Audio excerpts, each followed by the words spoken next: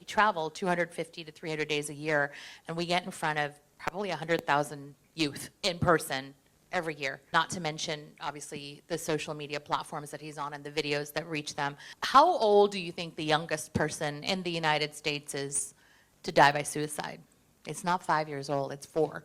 I was shocked to hear this. I was shocked to meet many parents of 4-year-olds and 5-year-olds and 6-year-olds that died by suicide. So when my husband speaks, runs workshops, and counsels a lot of these kids, I get to witness this. So after several years of realizing that there are not enough resources for youth, I decided to build a platform. So we're not going to get our kids off their phones. They're going to stay on their phones. That's fine.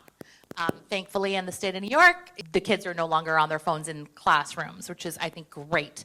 However, I think kids are going to ChatGPT and they're going to TikTok and they're getting advice, therapeutic advice. I don't think we can stop that, not the way that we're allowing them to utilize their phones and their iPads. So what we did was we built an app called Navi that's based in single session intervention, which is very targeted therapeutic. It is non-diagnostic, it's self-directed, it is digitally delivered. And so we basically are giving kids in the state of New York, states of Nevada, Pennsylvania, New Mexico now, Oregon, and Indiana, California eventually, where we're talking to the state of California, for the states to roll out these interventions. So the kids, in addition to going to TikTok, in addition to going to ChatGPT, they also have an additional solution that's evidence-based, very targeted therapy. Generative AI is not being utilized in the content because we do not feel that it is safe. We'll leave that to ChatGPT.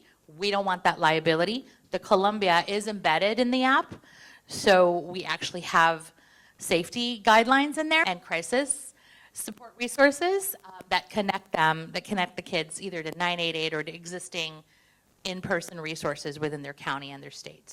And so this was kind of my attempt to help these kids, because what else is there?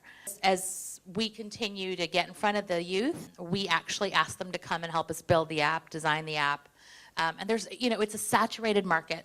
The youth mental health app, it is completely saturated, but we're the only single session intervention app in the United States. And single session intervention is really interesting. It's an interesting modality, not very popular here in the US yet until we completely move into a value-based healthcare system. Very popular in Europe, very popular in Canada and in Australia because they have a more socialistic healthcare approach.